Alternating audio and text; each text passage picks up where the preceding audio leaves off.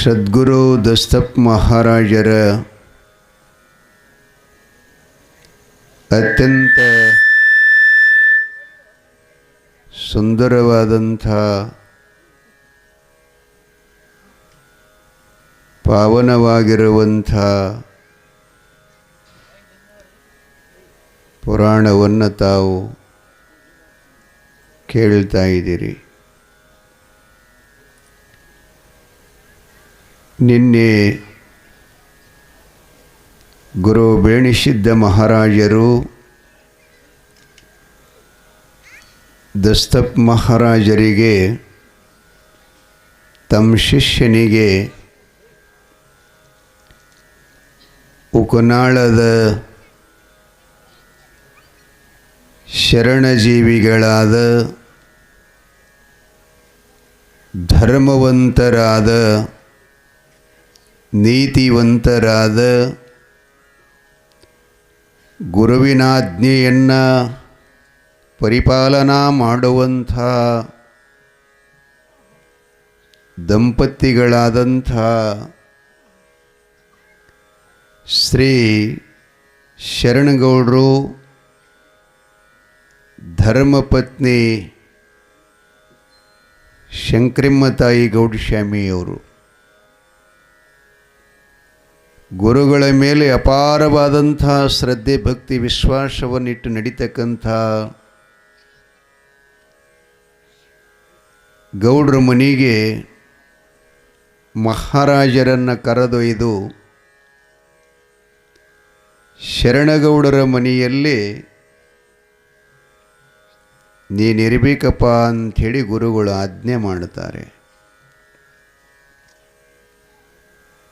ಶ್ರೀ ಗುರು ವಚನೋಪದೇಶವನ್ನಾಲಿಸಿದಾಗಳಹುದು ನರನಿಗೆ ಮುಕ್ತಿ ಅಂತ ಕೈವಲ್ಯ ಪದ್ಧತಿ ಹೇಳ್ತದೆ. ನಾನಿಲ್ಲೇ ಮುರುಘಾನೂರದಲ್ಲಿ ನಿಮ್ಮ ಶಿವ ಮಾಡ್ತೀನಿ ಅಲ್ಯಾಕಿರಲಿ ಅಂತ ಹಿಂಗಲ್ಲಿಲ್ಲ ಅವರು. ಗುರುಗಳು ಎಲ್ಲಿ ಆಜ್ಞೆ ಮಾಡ್ತಾರೆ, ಅವರು ಎಲ್ಲಿ ಇರುವಂತಾರ, ಅವರು ಹೆಂಗಿರುವಂತಾರ, ಹಾಗೇನೇ ಅವರ ವಚನವನ್ನು ಅವರ ಆಜ್ಞೆ ಅದು ವೇದ ಸಮಾನ ಅಂಥೇಳಿ ಸ್ವೀಕರಿಸಿಕೊಂಡು ಗುರುಗಳಿಗೆ ಆಯ್ತು ಬುದ್ಧಿ, ನೀವು ಹೇಳ್ದಂಗೆ ನಾನು ಗೌಡ್ರ ಮನೆಯಲ್ಲೇ ಇರುತ್ತೇನೆ, ತಂಗಿ ಶಂಕರಮ್ಮನ ವಾತ್ಸಲ್ಯಕ್ಕೆ ನಾನು ಇರುತ್ತೇನೆ. ಭಗವಾನ್ ಶ್ರೀಕೃಷ್ಣ ಪರಮಾತ್ಮ ಅವನ ಖಾಸ್ ತಂಗಿ ಸುಭದ್ರೆ, ಆದರೆ ದ್ರೌಪದಿ ಮೇಲಿರುವಂಥ ಪ್ರೀತಿ ಸುಭದ್ರೆ ಮೇಲೆ ಇರಲಿಲ್ಲಂತ ಕೃಷ್ಣ ಪರಮಾತ್ಮಂದು. ಹಾಗೆ ದಸ್ತಪ್ ಮಹಾರಾಜರ ಪ್ರೀತಿ ಉಕನಾಳದ ಶಂಕರಮ್ಮ ಗೌಡತಿ ಅಂತಂದರೆ ಹೆತ್ತ ತಾಯಿಯಂತೆ ಪ್ರೀತಿ ಮಾಡ್ತಾ ಇದ್ರಂತ. ಗುರು ಹೇಳಿ ಅಲ್ಲಿ ಬಿಟ್ಟು ಮುರುಘಾನೂರಕ್ಕೆ ನಿರ್ಗಮನ ಮಾಡಿದರು, ಮರಳಿ ಬಂದರು. ಆದರೆ ಅಲ್ಲಿ ಹೋದ್ರೂ ಕೂಡವ್ರಲ್ರಿ ಇವರು. ಸುಮ್ಮನೆ ಅವ್ರ ಜೊತೆ ಇವ್ರ ಜೊತೆ ಕೂತ್ಕೊಂಡು ಕಾಮುಗೆ ತಿಂದು ನಿದ್ದೆ ಹೊಡೆದು ಹಾಳು ಹರಟೆ ಹೊಡೆಯೋದು ಅವನ ಜೀವನದಲ್ಲಿ ಗುರುತಿಲ್ಲ.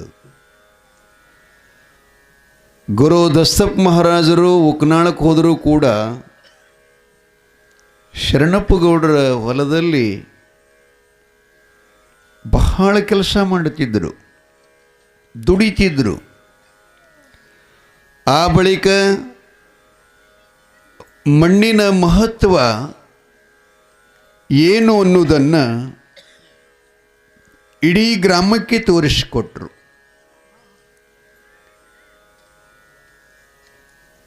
ಹತ್ತು ಚೀಲ ಬೆಳೆಯುವ ಹೊಲ 20 ಚೀಲ ಬೆಳೆಯಂಗೆ ಮಾಡಿದ್ರು. 20 ಚೀಲ ಆಗತಕ್ಕಂಥ ಹೊಲ 50 ಚೀಲ ಬೆಳೆಯಂಗೆ ಮಾಡಿದ್ರು. ಆ ಬಳಿಕ ಎಷ್ಟೋ ಹೊಲಗಳನ್ನು ಶರಣಗೌಡರು ಹೊಲ ಮಾಡ್ಕೋತನ ಹೊಲಗಳು ಮಾಡ್ತಿದ್ರಂತ. ಅವ್ರಿಗೆ ಹೇಳ್ತಿದ್ರಂತ, ನೀವೆಷ್ಟು ಕೊಡುವಂತ್ರಿ ಹೊಲಕ್ಕೆ? ಯಪ್ಪ ಏನು ಕೊಡ್ತಿ, ನಾವು ರಗಡ ಹಿರಣಾಗಿವು, ಏನೂ ಬೆಳೆದಿಲ್ಲ ಹೊಲದಾಗ ಅಂತಂದು ಕೂಡಲೇ ಈ ಹೊಲಕ್ಕೆ ನನಗೊಂದು 10 ಚೀಲ ಜೋಳ ಕೊಟ್ರೆ ಸಾಕು ಅಂತಿಷ್ಟಂದರೆ ಮಹಾರಾಜರು ಅದೇ ಹೊಲದಾಗ 50-60 ಚೀಲ ಜೋಳ ಬೆಳೀತಿದ್ರಂತ. 10 ಚೀಲ ಅವ್ರಿಗೆ ಕೊಟ್ಟು ಉಳಿದದ್ದೆಲ್ಲ ಉಕ್ನಾಳ ಗ್ರಾಮದಲ್ಲಿ ಬಡ ಬಗ್ಗರಿಗೆ, ದೀನ ದಲಿತರಿಗೆ ಹೀಗೆಲ್ಲ ದಾಸೋಹ ಮಾಡ್ತಾನೇ ಇರ್ತಿದ್ರು. ಒಂದೊಂದು ಸಲ ಸದಾ ಅವರಿಗೆ ಪರಮಾತ್ಮನ ಸ್ಮರಣೆ, ಸದಾ ಗುರುವಿನ ಧ್ಯಾನ. ಶರಣಪ್ಪ ಗೌಡರ ಹೊಲದೊಳಗೆ ಹೋಗಿ ಜೋಡ ಟೊಂಗೆದ ಗಿಡದ ಮೇಲೆ ಕೂತ್ಕೊಂಡು ಧ್ಯಾನ ಮಾಡ್ಕೋತ ಕೂತ್ರು ಅಂತಂದ್ರೆ ಊಟಿಲ್ಲ, ನೀರಿಲ್ಲ, ನಿದ್ರೆ ಇಲ್ಲ, ಏನಿಲ್ಲ. ಸದಾ ಧ್ಯಾನವೇ. ಗೌಡಸ್ವಾಮಿಯವರು ಶಂಕರಮ್ಮಗೌಡತಿ ಅಂತಿರಂತ ಎಣ್ಣ ಎಷ್ಟು ಹಿಂಡ್ತಿಯಪ್ಪ ಈ ದೇಹಕ್ಕೆ. ಸಮಯಕ್ಕೆ ತಕ್ಕಂತೆ ಊಟ ಮಾಡಬೇಕು. ನಾನು ಮನೆಯಲ್ಲಿ ಕೂತ್ಕೊಂಡು ನಿನ್ನ ದಾರಿ ಕಾಯಬೇಕು, ನೀ ಬಂದು ಇಲ್ಲಿ ಗಿಡದಾಗ ಕೂತ್ಕೊಂಡು ಧ್ಯಾನ ಮಾಡುತ್ತಿದ್ದಿ ಅಂಥೇಳಿ ಮತ್ತೆ ಕೆಳಗಿಳಿಸ್ಕೊಂಡು ಮನೆಗೆ ಒಯ್ದು ಪ್ರಸಾದ ಮಾಡಿಸ್ತಿದ್ಲಂತ. ಹೀಗಿರುವಾಗ ಒಂದು ಸಲ ಮಳೆ ಸ್ವಲ್ಪ ದೂರ ಹೋತಂತ. ಅಡವಿಯೊಳಿರತಕ್ಕಂಥ ದನ, ಎಮ್ಮೆ, ಆಕಳುಗಳು, ಎತ್ತುಗಳು, ಕುರಿಗಳಿಗೆ ಮತ್ತು ಕುಡಿಯಾಕ ನೀರಿನ ಅಭಾವ ಐತಂತ್ರಿ ಎಲ್ಲ ಭಕ್ತರಿಗೆ. ಗಂಟೀಜರ ಸಾವಕಾಶ ಬಿಡ್ರಿಪ್ಪ, ಏನು ಅವನು ಎಬ್ಬಿಸ್ತೀರಿ, ಏನು ಮಾಡ್ತೀರಿ ಗೊತ್ತಿಲ್ಲ. ಗಂಟೆ ಯಾಕೆ ಬಡಿಬೇಕು ಅನ್ನೋದು ಗೊತ್ತಿಲ್ಲ. ಹೆಂಗೆ ನೋಡ್ರಿ,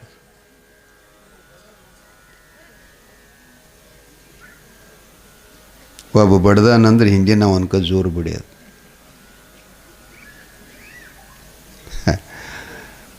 ಎಲ್ಲವೂ ಅರ್ಥ ಇದೆ, ಎಲ್ಲವೂ ಅರ್ಥ ಇದೆ.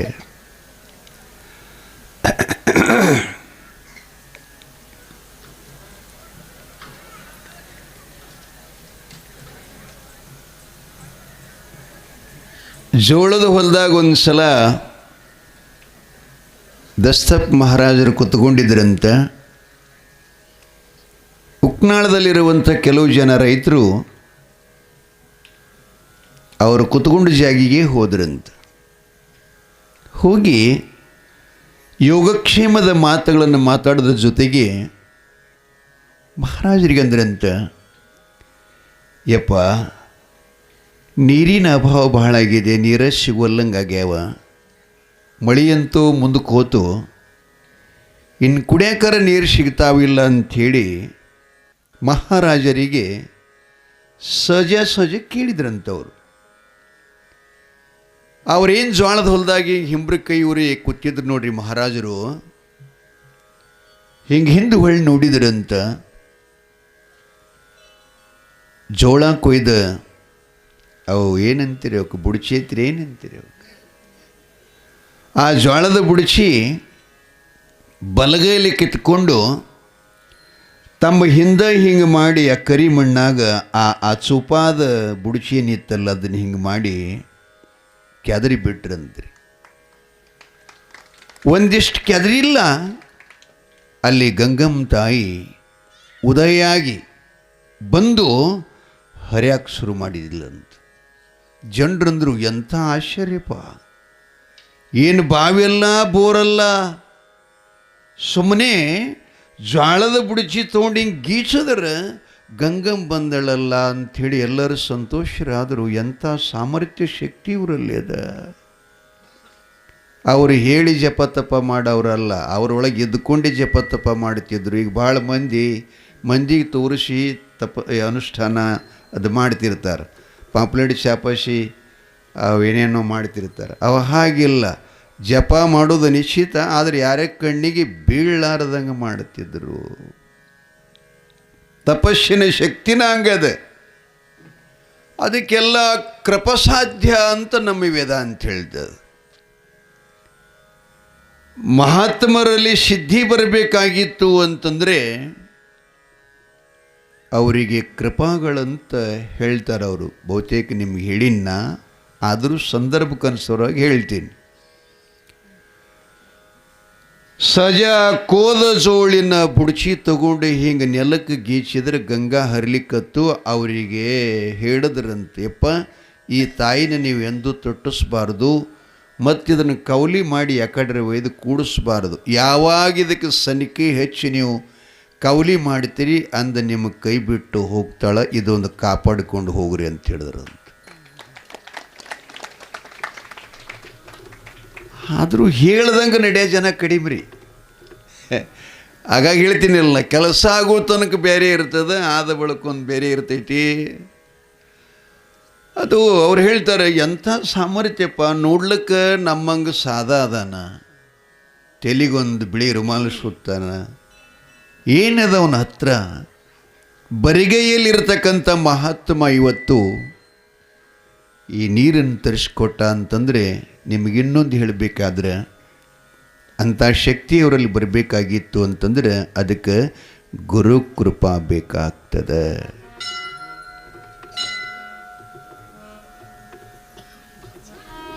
ಹಾಡಿ ಕುಣಿದು ಕೊಂಡಾಡೋಣ, ಹಾಡಿ ಕುಣಿದು ಕೊಂಡಾಡೋಣ, ಶಿವ ಭಜನೆಯನ್ನು ಮಾಡೋಣ. ಎಲ್ಲರೂ ನಾವು ಕೂಡೋಣ, ದಸ್ತಪ್ಪ ಮಹಾರಾಜರಿಗೆ ನೆನೆಯೋಣ. ಎಲ್ಲರೂ ನಾವು ಕೂಡೋಣ, ದಸ್ತಪ್ಪ ಮಹಾರಾಜರಿಗೆ ನೆನೆಯೋಣ. ಹಾಡಿ ಕುಣಿದು ಕೊಂಡಾಡೋಣ, ಹಾಡಿ ಕುಣಿದು ಕೊಂಡಾಡೋಣ, ಶಿವ ಭಜನೆಯನ್ನು ಮಾಡೋಣ. ಎಲ್ಲರೂ ಎಲ್ಲರೂ ನಾವೆಲ್ಲರೂ, ಎಲ್ಲರೂ ನಾವು ಕೂಡೋಣ, ದಸ್ತಪ್ಪ ಮಹಾರಾಜರಿಗೆ ನೆನೆಯೋಣ. ಎಲ್ಲರೂ ನಾವು ಕೂಡೋಣ, ದಸ್ತಪ್ಪ ಮಹಾರಾಜರಿಗೆ ನೆನೆಯೋಣ.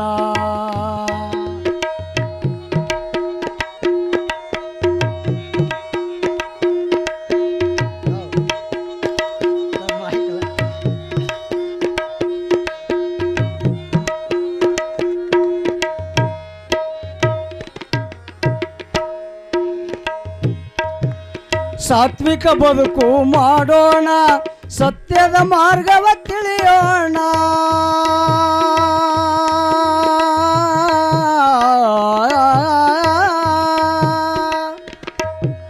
ಸಾತ್ವಿಕ ಬದುಕು ಮಾಡೋಣ, ಸತ್ಯದ ಮಾರ್ಗವ ತಿಳಿಯೋಣ. ಸಾತ್ವಿಕ ಬದುಕು ಮಾಡೋಣ, ಸತ್ಯದ ಮಾರ್ಗವ ತಿಳಿಯೋಣ. ಅಸತ್ಯ ನರಿತು ಬಾಳೋಣ, ಅಸತ್ಯ ನರಿತು ಬಾಳೋಣ, ನಿಜ ಜೀವನ ಎನ್ನುವುದು ತಿಳಿಯೋಣ. ಎಲ್ಲರೂ ನಾವು ಕೂಡೋಣ, ದಸ್ತಪ್ಪ ಮಹಾರಾಜರ ನೆನೆಯೋಣ. ಎಲ್ಲರೂ ನಾವು ಕೂಡೋಣ, ದಸ್ತಪ್ಪ ಮಹಾರಾಜರ ನೆನೆಯೋಣ. ಹಾಡಿ ಕುಣಿದು ಕೊಂಡಾಡೋಣ.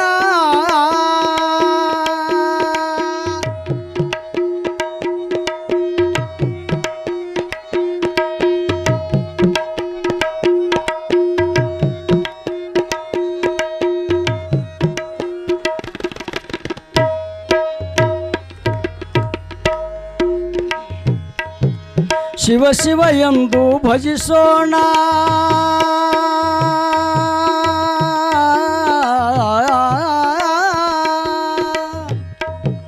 ಶಿವ ಶಿವ ಎಂದು ಭಜಿಸೋಣ, ಶಿವನಾಮವನ್ನು ನುಡಿಯೋಣ. ಶಿವ ಶಿವ ಎಂದು ಭಜಿಸೋಣ, ಶಿವನಾಮವನ್ನು ನುಡಿಯೋಣ. ಭವಬಂಧನವ ನೀಗೋಣ, ಭವಬಂಧನವ ನೀಗೋಣ, ಭವಬಂಧನವ ನೀಗೋಣ, ದಸ್ತಪ್ಪ ಮಹಾರಾಜರನ್ನ ಕೂಡೋಣ. ಎಲ್ಲರೂ ನಾವು ಕೂಡೋಣ, ದಸ್ತಪ್ಪ ಮಹಾರಾಜರ ನೆನೆಯೋಣ.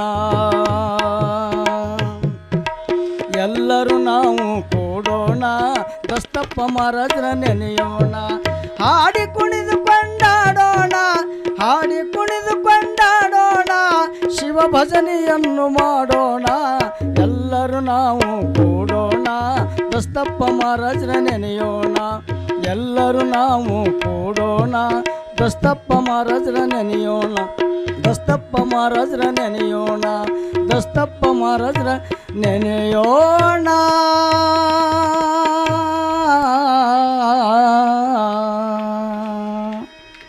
ಶಿವಸಾಂಬ ಜಯ ನಮ ಪಾರ್ವತಿ ಪದೇ ಶಿವ ಹರ ಹರ ಮಹಾದೇವ. ತುಂಬ ಧನ್ಯವಾದಗಳು ಗವಾಯಿಗಳವರಿಗೆ. ಸುಂದರ ಗೀತೆಯನ್ನು ಅವರೆಲ್ಲ ಹಿಂಗೆ ಹಾಡ್ಕೋತ ಮನೆಗೆ ಹೋದ್ರಂತ ನೀರು ನೋಡಿ. ಇಲ್ಲಿ ಗುರುಗಳಿಗೆ ಅವರಲ್ಲಿ ಶಕ್ತಿ ಬರಬೇಕಾಗಿತ್ತು ಅಂದ್ರೆ ಗುರು ಕೃಪಾ ಒಂದನೇದು, ಎರಡನೇದು ದೇವರ ಕೃಪಾ, ಆ ಬಳಿಕ ಮೂರನೇದು ವೇದ ಕೃಪಾ, ನಾಲ್ಕನೇದು ಅಂತಃಕರಣ ಕೃಪಾ. ಇವು ನಾಲ್ಕು ಕೃಪೆಗಳು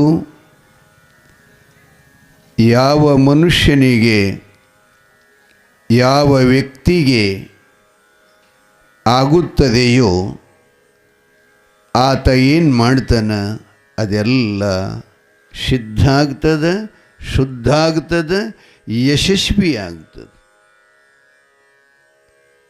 ಕೃಪೆ ಇಲ್ದನ ಬೆಕ್ಕದ ಮಾಡಿದರೂ ಯಾವ ಕಾರ್ಯವೂ ಕೂಡ ಸಾಧಿಸಲಿಕ್ಕೆ ಸಾಧ್ಯ ಇಲ್ಲ.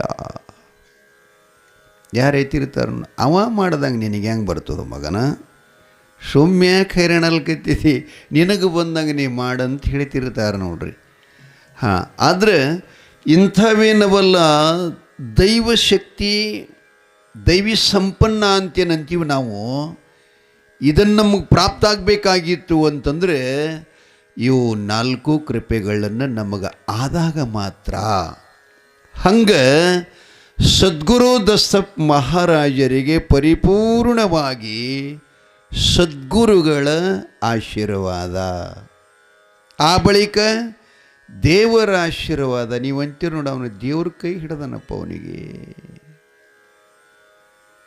ಇವರೆಲ್ಲ ಕೈ ಹಿಡಿದವರು ಒಂದು ಸಲ ಬಿಡ್ತಾರೆ, ಆದರೆ ದೇವ್ರ ಕೈ ಹಿಡಿದಂದ್ರೆ ಎಂದೆಂದೂ ಬಿಡುವುದಿಲ್ಲ,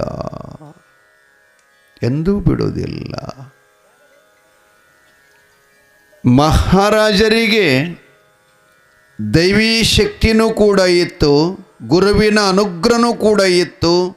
ಆ ಬಳಿಕ ವೇದ ಕೃಪಾ ಆಯಿತಂದ್ರನ ಅವನ ನಾಲಿಗೆಲೆ ಹೋದಂಥ ಶಬ್ದ ಯಾವಾಗಲೂ ಸುಳ್ಳಾಗುವುದಿಲ್ಲ, ಸತ್ಯನೇ ಆಗ್ತದ, ಸತ್ಯನೇ ಆಗ್ತದ. ಅಂತಃಕರಣ ಶುದ್ಧಿ ಆಯಿತು ಅಂತಂದ್ರೆ ಅವ ಯಾವುದು ಸಂಕಲ್ಪ ಮಾಡುತ್ತಾನೆ ಅದು ತಕ್ಷಣದಲ್ಲಿ ಭಗವಂತ ಕರುಣೆ ತೋರುತ್ತಾನೆ. ಅಂತಃಕರಣ ಸ್ವಚ್ಛ ಇರಲಿಲ್ಲಂದ್ರೆ ಕೃಪಾ ಆಗಲ್ಲ. ಮಹಾರಾಜರ ದಿವ್ಯವಾದ ಶಕ್ತಿಯನ್ನು ನೋಡಿ ಇಡೀ ಉಕನಾಳ ಕ್ಷೇತ್ರವೇ ಅಬ್ಬಾ ಏನು ಪುಣ್ಯ ನಮ್ಮ ಶರಣಪ್ಪ ಗೌಡ್ರದು, ತಾಯಿ ಗೌಡಸ್ವಾಮಿ ಶಂಕರಮ್ಮ ಗೌಡ್ತಿದೆ ಅಂಥ ಪುಣ್ಯರಪ್ಪ. ಆತ ನೋಡಲಿಕ್ಕೆ ಮನುಷ್ಯನ ಹಾಗೆ ಕಾಣ್ತಾ ಇದ್ದಾನೆ, ನಿಜಕ್ಕೂ ಆತ ಸತ್ಪುರುಷ ಮಹಾತ್ಮದಾನಂತ ಎಲ್ಲರೂ ಅವರನ್ನು ನಂಬಿ ನಡೆಯಾಕತ್ರು, ಬಗ್ಯಾಕತ್ರು, ಭಯದಿಂದ ಮಾತಾಡಕತ್ರು. ಅಲ್ಲಿರುವಾಗನ ಮುರುಘಾನೂರದ ಒಬ್ಬ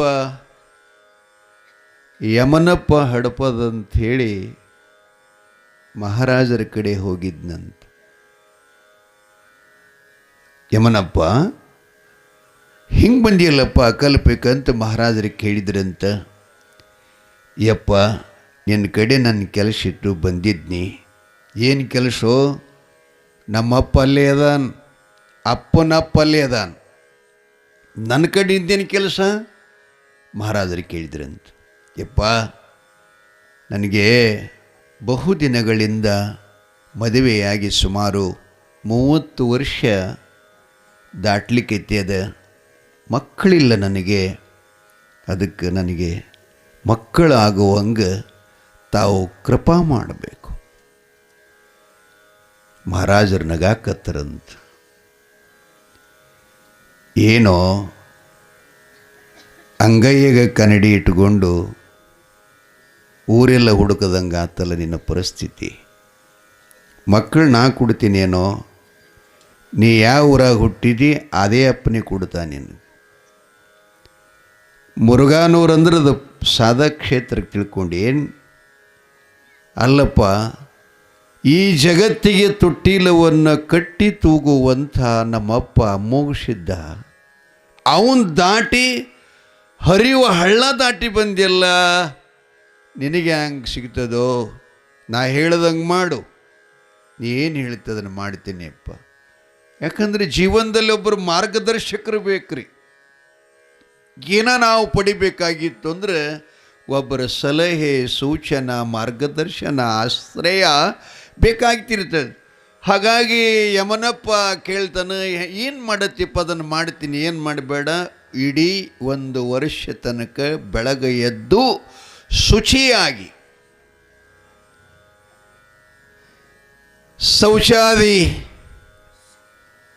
ಸ್ನಾನಾದಿ ಕ್ರಿಯೆಗಳನ್ನು ಮುಗಿಸ್ಕೊಂಡು ನಿತ್ಯ ಅಪ್ಪನ ಪೂಜೆ ಟೈಮ್ಗೆ ಹೋಗಿ ಗುಡಿಗೆ ಹೋಗಿ ನೀ ನಮಸ್ಕಾರ ಮಾಡಿ ಬಾ. ತಪ್ಪದೆ ಊರಾಗ ಯಾರು ಸತ್ತಾರ, ಕೆಟ್ಟಾರ, ಹಾಗ ಹೀಗ ಯಾವ ತೊಂದರೆನೂ ಕೂಡ ಅಡ್ಡಿ ಮಾಡ್ಕೋಬಾರ್ದು. ಎಂಥ ಪ್ರಸಂಗಿದ್ರೂ ಕೂಡ ಇಡೀ 1 ವರ್ಷ ನೀವು ಹೋಗಿ ಅವನ ಹಣಿ ಹೊಡೆದು ಬಂದು ತೀರ್ಥ ಸ್ವೀಕಾರ ಮಾಡಿದಿ ಅಂತಂದ್ರೆ ನಮ್ಮಪ್ಪ ನಿನಗೆ ಬಂಗಾರದ ತೊಟ್ಟಿಲ ಕಟ್ಟಿ ತೂಗುತ್ತಾ ನಿನ್ನ ಮನೆಯಾಗಂತ ಆಶೀರ್ವಾದ ಮಾಡೋದು. ನನ್ನ ಎಂಥ ಶಕ್ತಿ ನೋಡ್ರಿ.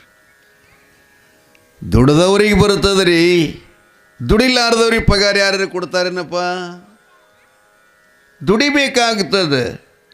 ಅವ ಎದಕ್ಕೆ ದುಡ್ದ ಅಂದರೆ ನಿಮಗಾಗಿ, ತನ್ನ ಹೆಂಡತಿಗಾಗಿ ಅಲ್ಲ, ಮಕ್ಕಳಿಗಾಗಿ ಅಲ್ಲ, ಅವರ ಬಂಧುಗಳಿಗಾಗಿ ಅಲ್ಲ, ಜಗತ್ತಿಗಾಗಿ ದುಡುಕೊಂಡ. ಇಷ್ಟು ಯಮನಪ್ಪ ಮಾಡಿದ್ರಿ. ಇನ್ನ 3 ತಿಂಗಳ ದಾಟಿಲ್ಲ. ಪ್ರಾರಂಭ ಮಾಡಿ ಗಡಿಗೆ ಹೋಗಾಕ ಅವನ ಹೆಂಡತಿಗೆ ಸೂಸಲು ನಿಂತು, ಗರ್ಭ ನಿಂತು,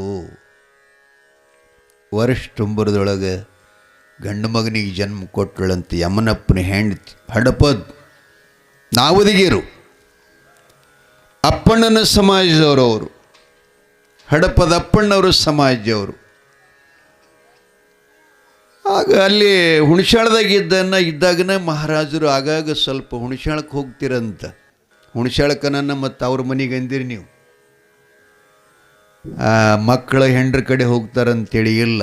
ಪತ್ರಿ ಗಿಡದ ತೋಟಕ್ಕೆ ಅಲ್ಲಿ ರುದ್ರಗೌಡರು ಅಂಥೇಳಿ ಅವ್ರ ಕಡೆ ಹೋಗಿ ಇರ್ತಿದ್ರಂತ. ಅಲ್ಲೇ ಹೋಗಿ ಒಂದಿಷ್ಟು ಎಲ್ಲರೂ ಅಲ್ಲಿ ಬಂದ ಕೂಡಲೇ ಅಲ್ಲೇ ಭೇಟಿಯಾಗ್ತಿರಂತ. ಅವ್ರಿಗೆ ಭೇಟಿಯಾಗವರೆಲ್ಲ ತಮ್ಮೆಲ್ಲ ಸಂಸಾರದ ಜಟಿಲ ಸಮಸ್ಯೆಗಳನ್ನು ಪರಿಹಾರ ಮಾಡಿಕೊಳ್ಳೋರು, ಸಂಶಯ ಪರಿಹಾರ ಮಾಡಿಕೊಳ್ಳೋರು. ಆ ಬಳಿಕ ದಸ್ತಪ್ ಮಹಾರಾಜರ ಧರ್ಮಪತ್ನಿ ಖಾಲಿಮಾ ತಾಯಿ ಮತ್ತು ಮಕ್ಕಳಾದಂಥ ಆಶಾಬಿ, ಮೋದಿನ್ ಸಾಬ್ ಎಲ್ಲರೂ ಅಲ್ಲಿ ಹೋಗಿ ಅವ್ರ ತೋಟದಾಗನ ದರ್ಶನ ಮಾಡಿ, ಮಂದಿ ಜನ ಹೆಂಗೆ ಹೋಗ್ತದೆ ಹೊರಗಿನವ್ರು ಹಂಗೆ ಹೋಗಿ ದರ್ಶನ ಮಾಡಿ ಬರ್ಬೇಕು. ಮಕ್ಕಳು ವಯಸ್ಸಿಗೆ ಬಂದಿದ್ರಂತ. ಆಶಾಬಿ ದೊಡ್ಡವಳಾಗಿದ್ಲಂತ. 16-17 ವಯಸ್ಸಾಗಿತ್ತು. ಮೋದಿನ ಸಾಬ್ಗೊಂದು 12 ವರ್ಷ ಆಗಿತ್ತಂತ. ಹಿರಿಯರೆಲ್ಲ ಕೂಡಿಕೊಂಡು ಮಹಾರಾಜರ ಕಡೆ ಹೋಗ್ತಾರೆ. ಯಪ್ಪ, ನೀನಂತೂ ಎಲ್ಲವನ್ನು ತ್ಯಾಗ ಮಾಡಿದಿ, ಹೆಂಡತಿ ಮಕ್ಕಳಲ್ಲಿಲ್ಲ.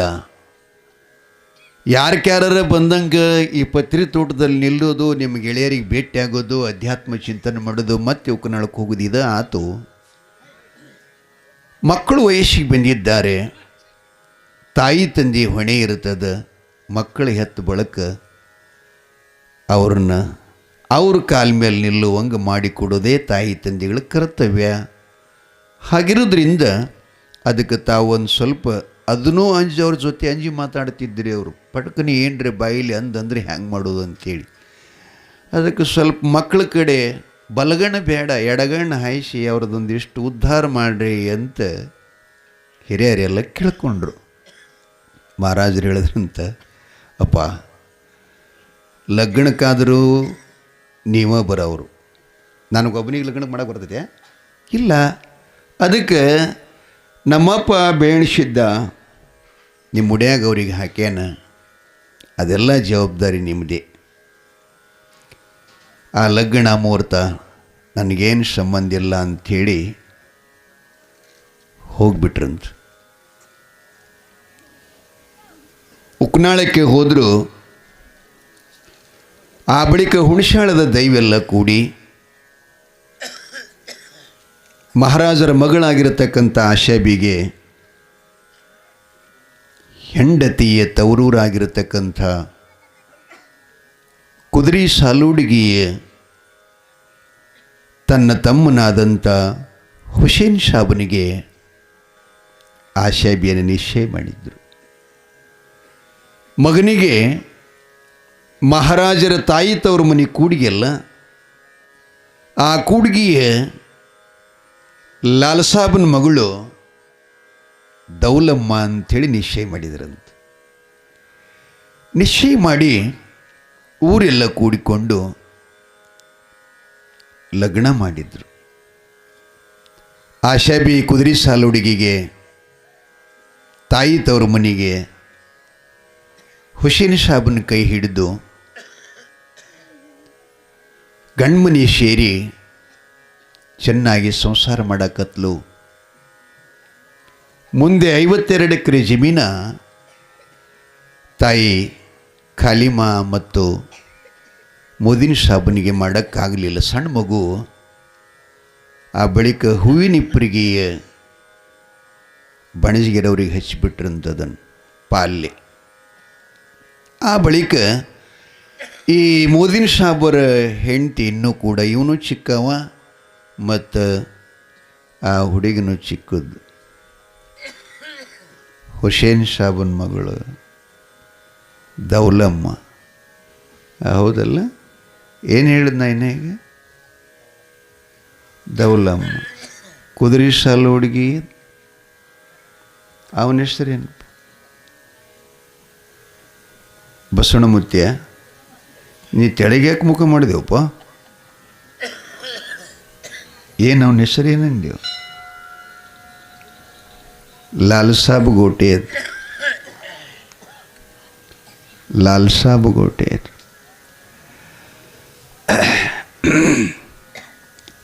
ಕರ್ಕಂಡು ತರಲಿಲ್ಲ.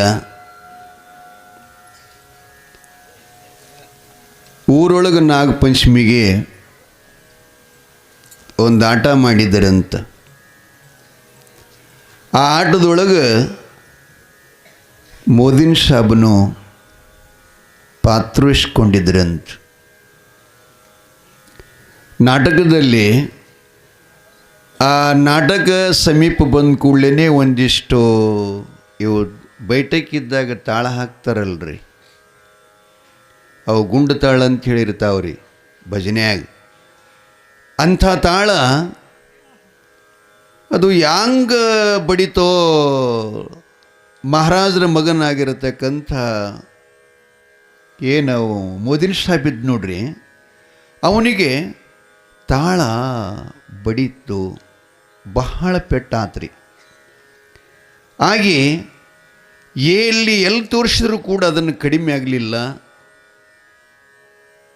ನಾಗಪಂಚಮಿ ಹಬ್ಬದ ದಿವಸ ಉಕ್ಕನಾಳದೊಳಗೆ ಬಸವಣ್ಣಪ್ಪನ ಗುಡಿ ಒಳಗೆ ಶಂಕರಮ್ಮಗೌಡತಿಯವರು ಗ್ರಾಮದೆಲ್ಲ ಹಿರಿಯರು ಕೂಡಿಕೊಂಡು ಭಜನಾ ಮಾಡಾಕತ್ತಿದ್ರಂತ.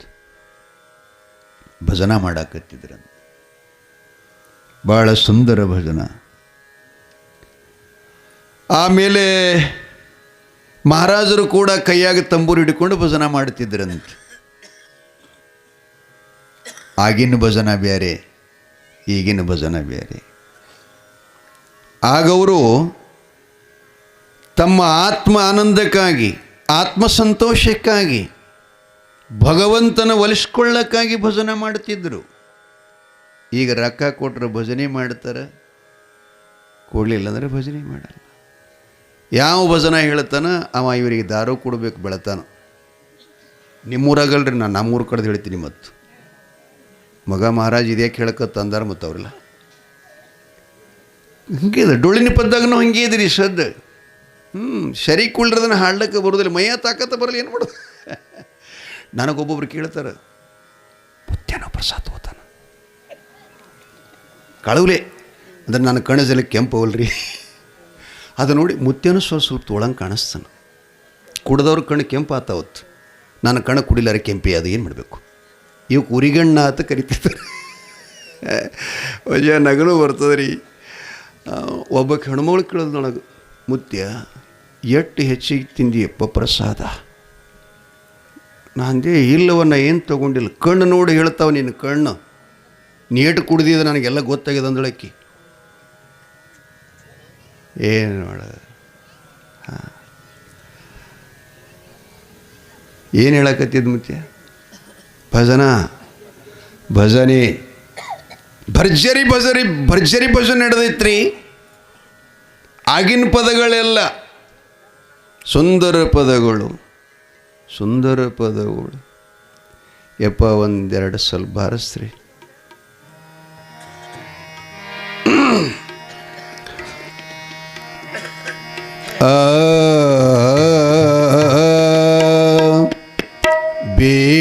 ಬೇಡಿಕೊಂಬುವೆನೋ ಶ್ರೀ ಗುರುವೆ ನಿಮ್ಮನ್ನು ಮರೆಯಲಾರೆನೋ.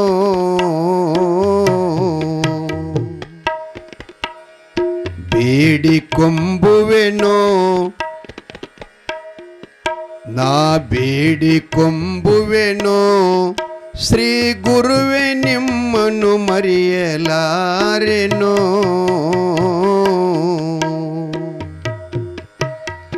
ಬೇಡಿಕೊಂಬುವನಯ್ಯ ನಾನು ಗಾಢ ಪದವಿ ನೀಡು ಎನಗೆ. ಇಕ್ತಾರೆ ಹಿಂಗೆ ಡಾವು ಡಾವು ಡಾವು ಡಾವು ಮಾಡಿದ್ರೆ ಬೇಡಿಕೊಂಬುವೆನಯ್ಯ ನಾನು ಗಾಢ ಪದವಿ ನೀಡು ಎನಗೆ. ರೂಢಿಯೋಳು ಗುರು ಮಹಾದಯಳನೆಂದು ಶರ್ಗವಡ್ಡಿ. ಬೇಡಿಕೊಂಬುವೆನೋ ಶ್ರೀ ಗುರುವೆ ನಿಮ್ಮನ್ನು ಮರೆಯಲಾರೆನೋ. ಜಯ ಮಂಗಲಂ ಜಯ ನಮ. ಬಾರಪ್ಪ, ಟಿವಿಯಾಗ ಭಾರಿ ಸಿನಿಮಾ ಹತ್ತದಾಗ ಅಡ್ವರ್ಟೈಸ್ ಬಂದಂಗ್ರಿ ನಮ್ಮ ಗೌಡ. ಒಳ್ಳೆಯ ನಾವು ರಂಗದಾಗ ಇದ್ದಿರ್ಬೇಕ್ರಿ.